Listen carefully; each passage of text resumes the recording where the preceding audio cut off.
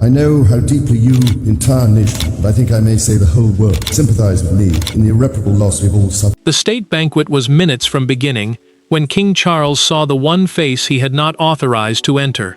Camilla's son stood at the doorway, dressed for an evening of royal ceremony, while senior courtiers froze around him. The monarch did not ask for an explanation. He looked toward the queen, lowered the evening program, and issued an order no one inside the palace believed they would ever hear. Before we go deeper into what this really means for the royal family, make sure to subscribe so you don't miss a single update. Charles stood amid a gathering built to project control. Foreign dignitaries waited, ministers took their places, and every movement was timed.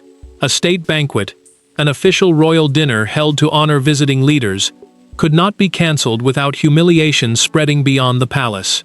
Yet allowing one forbidden guest to pass would make the king's authority meaningless. William was speaking beside him when the monarch noticed Tom Parker Bowles. The queen's son remained at the ceremonial entrance, even though his name had been removed from the final guest list 48 hours earlier. Charles turned to the Lord Chamberlain, the senior official responsible for palace ceremonies, and asked, "Who permitted this?" The official searched the room, but no answer came. The king closed the program. "Then there will be no banquet tonight." Camilla moved first.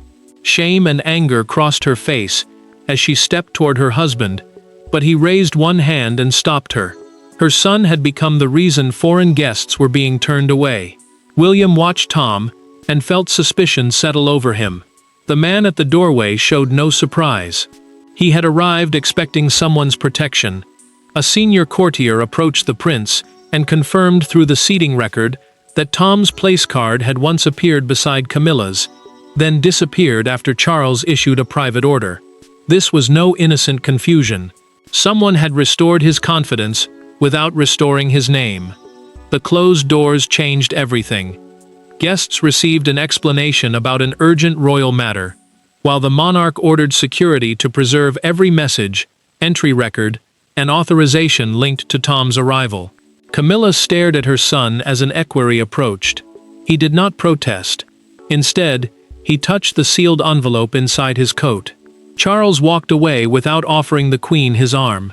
She remained still, realizing the cancellation was not only about an unauthorized guest. It was about a boundary she may already have crossed. But before the palace could discover why Tom Parker Bowles had come, Charles had to confront the painful truth that every person standing near that doorway had something different to lose. To the waiting dignitaries, the cancellation appeared sudden. To the family trapped behind the palace doors, it was the explosion of tensions that had been building for years. Charles saw a challenge to royal authority. Camilla saw her son being treated like an intruder. William saw an old private conflict entering the monarchy's most public room. And Tom stood between them, carrying the burden of a family connection that had suddenly become dangerous. Charles entered the small reception room with the weight of the entire evening pressing against him. The banquet had been more than dinner. It was a state occasion, an official event, through which the sovereign welcomed foreign leaders and displayed control, unity, and national confidence. Canceling it damaged diplomacy. Allowing an unauthorized guest inside would have damaged something worse: the king's authority itself. Camilla waited beside the untouched seating plan, her anger buried beneath visible hurt. Was canceling everything truly necessary? She asked. The monarch removed his glasses, placed them carefully beside the cards, and answered, "What was necessary was obeying the decision already made." The queen stared at him. She had endured years of judgment, public hostility, and private sacrifice to stand beside Charles. Tom was not merely another name on a list. He was her son. His removal felt like a message that her family would always be accepted, only when it suited the crown. Charles did not soften. He admitted that he had personally removed Tom's name without warning her. Camilla's sadness hardened instantly. She accused her husband of creating a moment in which her child would be exposed before courtiers and foreign guests. The king replied that the decision was not punishment. Confidential correspondence had connected her son to a request involving private access, influence, and royal introductions outside approved channels. William faced a different struggle in the adjoining room. As heir, the person next in line to the throne, he understood why his father could not allow family pressure to overturn official instructions. Yet he also knew that challenging Tom before his mother could reopen wounds the household had spent years hiding. The prince asked why he had arrived without a confirmed invitation. Tom answered calmly that he had received a message carrying the Queen's private authorization and believed the matter was settled. He then touched the sealed envelope inside his coat, but refused to give it to palace staff. "This is for Charles," he said. His confidence unsettled William. The arrival had not been reckless. It had been planned. Camilla returned to the dining hall as an aide removed her son's place card from beside her own. She touched the empty space and understood the cruelty of what had happened. Someone had restored that card after the king removed it. Someone had deliberately pushed husband and son toward collision. William found Charles moments later and spoke quietly. Tom may not have forced his way inside at all. Someone had given him enough authority to enter through the front door, and that authority may have come from much closer to the Queen than anyone wished to admit. The mystery of that invitation did not begin at the banquet doors, however. It began during a private ceremony weeks earlier, when one forbidden request turned family tension into a point of no return. 3 weeks before the cancelled banquet, a quiet family lunch took place at Clarence's house. No cameras recorded it, no official program mentioned it, and only 4 people sat at the table. Yet one conversation during that meal created the fracture that would later erupt before the world's dignitaries. It began with a favor, continued with a warning, and ended when Charles realized that Camilla's son wanted something the crown could never safely give. Tom had spent years moving between publishing, broadcasting, public events, and the difficult position of being connected to royalty without holding an official royal role. Charles had tolerated the attention surrounding that connection, but he had always insisted on one hard boundary. Family closeness could never become access to the crown, meaning the public authority and influence attached to the monarchy. The tension had already begun to rise. Palace staff had discovered Tom's name appearing in conversations with private patrons who wanted invitations, introductions, and proximity to royal occasions. No formal scandal had broken, but the king understood the danger. Even the suggestion that people could move closer to the palace through Camilla's family threatened public trust. Tom chose that lunch to make his request. He asked Charles to approve a discreet royal hospitality arrangement that would allow several private associates to attend future palace events under his recommendation. The monarch placed his fork down and asked whether money, sponsorship, or business advantage was connected to the proposal. Tom denied selling access. He admitted, however, that the associates could become valuable supporters of charitable projects linked to Camilla. The Queen stepped in immediately. She said her son was trying to help and should not be treated as though he had already committed an offense. Charles heard more than defense in her voice. He heard personal loyalty beginning to overpower judgment. William spoke next. The prince warned that even the appearance of private individuals entering royal spaces through the Queen's family could damage the monarchy. Tom turned toward him and answered with controlled bitterness. He said the future king had never understood what it meant to live beside royalty for years without ever truly belonging inside it. The argument ended there. Charles ordered Tom never to seek, promise, or accept any role in arranging access to official royal occasions.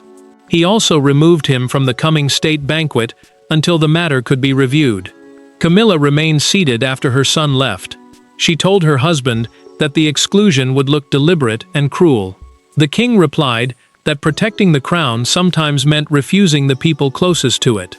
Later that evening, the Queen asked a private secretary whether the decision could be reconsidered administratively, meaning quietly changed through palace procedure. The secretary refused. Yet an unsigned copy of the earlier guest list remained inside her office. Days later, Tom received a message saying his attendance had been restored. It carried the language of Camilla's household, but no official name. Someone had acted for the Queen without permission, or she had allowed Charles's order to be reversed, and trusted that he would never challenge her in public. When Charles finally entered the locked reception room on the night of the banquet, The question was no longer whether his order had been ignored, but whether Camilla herself had chosen to ignore it. The music had stopped, the guests had been moved away, and the palace doors were sealed against every curious eye. Inside a private reception room, Charles stood opposite Camilla and her son, with William positioned between duty and family.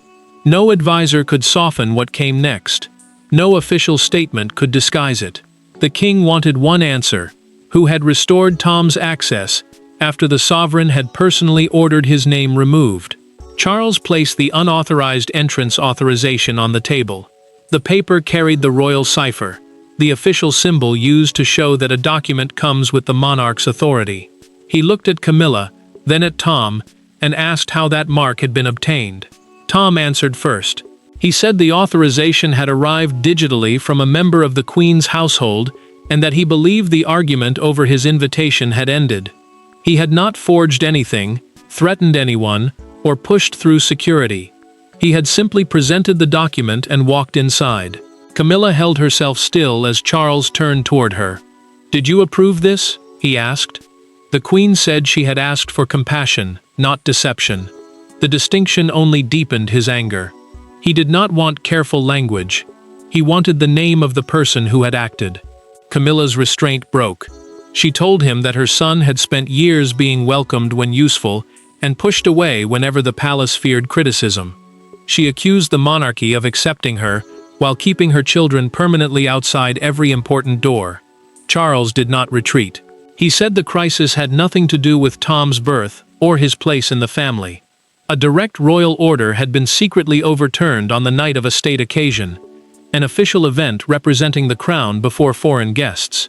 That made the king look powerless inside his own household. William stepped toward Tom and asked for the sealed envelope. This time, he surrendered it. The prince opened the papers and found correspondence from a private donor group. The messages suggested that several individuals expected introductions at the banquet through Tom's connection to Camilla. Tom reacted sharply. He insisted the wording twisted what he had offered. He had discussed informal introductions at a future charity gathering, not access to Charles, diplomats, or senior royals. Yet the documents had already done their damage. Camilla took one page from William and lost color.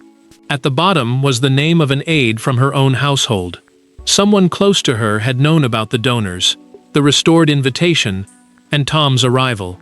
Charles asked whether she had ordered that aide to act. Silence answered first. Then Camilla admitted she had said her son's exclusion should be corrected. She denied authorizing a false document or promising access to anyone. The king moved her chair away from the table and ordered her private office sealed for review. Tom stepped toward his mother, but Charles stopped him with one command: "Stay where you are." Camilla finally understood the horror of what she had done. In trying to protect her son from rejection, she may have exposed him to something far more dangerous. Yet the most dangerous truth was still hidden beyond that room, because the forged authorization could only have worked if someone with real palace power had chosen to make it valid. A forged document alone could not carry a man through the secured entrance of a state banquet. It required a name trusted by guards, a code recognized by the household, and an instruction strong enough to silence questions. As Charles ordered the records examined, the crisis shifted away from Tom and toward the machinery surrounding Camilla. Somewhere inside that machinery, a person had decided that the Queen's wishes mattered more than the King's command. Charles understood how difficult that decision had been to hide. Guest access moved through the sovereign's office, the Queen's household, palace security, and the Lord Chamberlain's team, the officials responsible for organizing major royal events. Reversing his order required knowledge of every layer. The cancellation had given him control of the inquiry, but pressure closed around him. Foreign representatives needed answers, ministers feared diplomatic damage, and courtiers wanted the scandal buried before morning. The king sat alone in his private study and read the entry records line by line. He reached Tom's arrival, circled the authorization code in pencil, then stopped. The code belonged to a level usually reserved for Camilla's senior office. William entered quietly and saw the recognition on his father's face. The prince warned him not to protect anyone simply to preserve appearances. Charles admitted the truth he had been resisting. Exposing misconduct inside the Queen's household could destroy her publicly and fracture their marriage privately. Camilla faced a different pain in a smaller drawing room. She told Tom that she had wanted his place restored because she could not bear watching him excluded again. Her son answered with controlled anger, "Your protection has made me look more guilty than rejection ever could." The words struck her harder than any accusation from Charles. The digital audit soon named the senior aide who had activated the authorization. In a recorded internal interview, the official claimed the Queen's request had been understood as a direct instruction. Camilla had made it clear that Tom must be restored before the final security list closed. The Queen denied ordering anyone to imitate royal approval. Then she remembered the exact phrase she had used, "Do what is necessary." The aide had treated those words as permission to bypass the king's office. A deeper discovery followed. The same official had exchanged messages with one donor representative named in Tom's envelope. Loyalty was no longer the only motive. Someone had used Camilla's family connection to build private influence. Charles signed the suspension order and removed her household's authority to alter state guest lists. The decision was narrow in law, but devastating in meaning. It reduced her power inside the palace and exposed the collapse of trust between husband and wife. William watched his father's hand pause above the page. This was not merely discipline. It was an admission that the marriage itself had been wounded. Then security found one final message scheduled by the suspended aide before the banquet was cancelled. It had been sent to a newspaper editor and contained enough detail to turn the private crisis into a national spectacle. By dawn, Charles would no longer be deciding how to contain a family rupture, because the first consequences were already moving beyond the palace walls. The banquet tables remained set long after the guests had departed.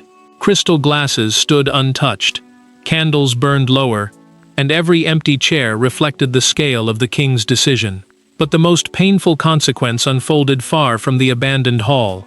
Camilla returned to her private rooms without her staff, without her usual authority, and without certainty that Charles would follow. For the first time, the Queen understood that her place beside the monarch could no longer protect her son or herself. The fallout moved quickly. Diplomats received formal apologies, while the palace described the cancellation as a serious internal security irregularity. A state occasion, an official royal event involving government, diplomacy, and the crown, had been halted because someone connected to the family entered through disputed authority. That made the crisis larger than embarrassment. It threatened confidence in the palace itself. Camilla entered her sitting room and stopped. Her official red boxes, the locked cases carrying government and royal papers for senior figures, were gone. She asked an attendant where they had been taken. When told they had been collected for review on Charles's order, she sat down without removing her gloves. Tom stood nearby and said he would leave immediately. His departure, he believed, might reduce the pressure on her. The Queen asked him not to go. Once her son disappeared from the palace, she feared the remaining doors would close around her.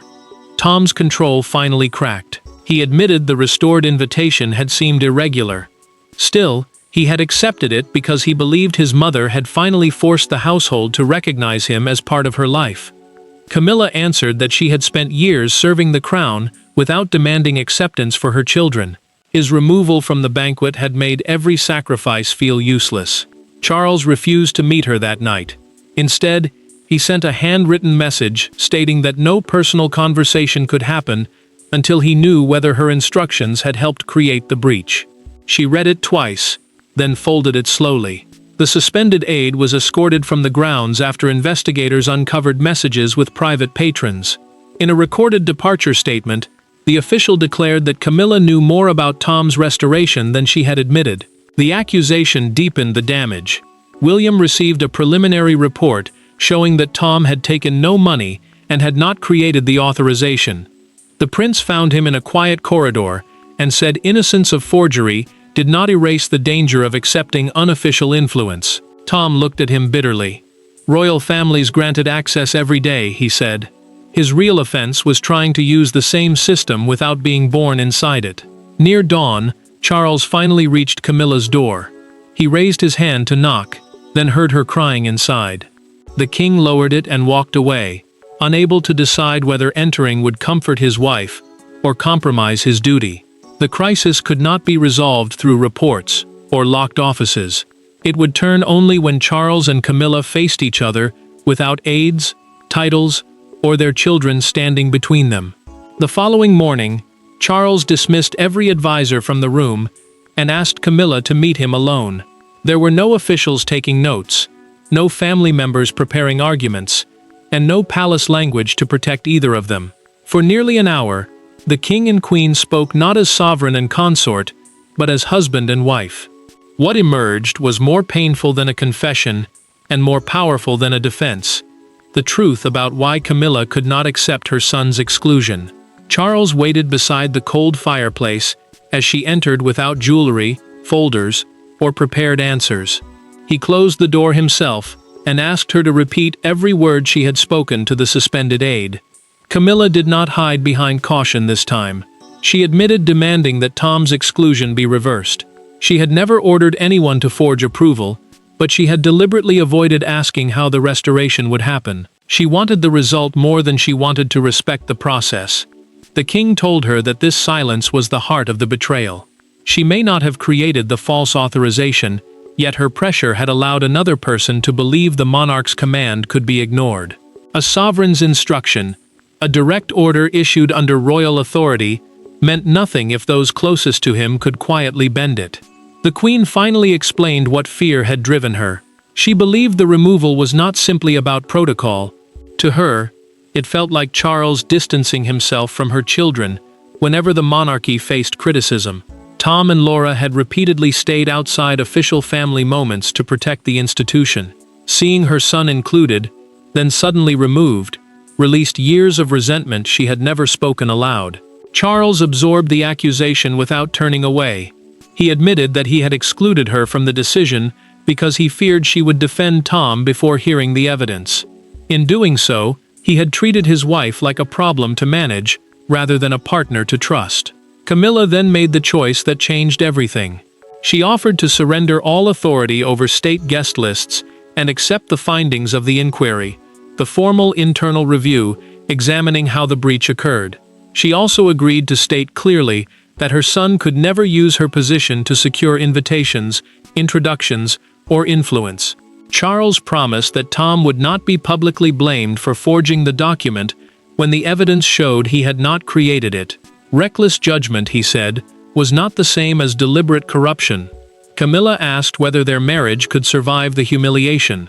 The king answered quietly, "Only if we stop confusing love with protection from consequences." Charles reached toward her hand but hesitated. She closed the distance herself.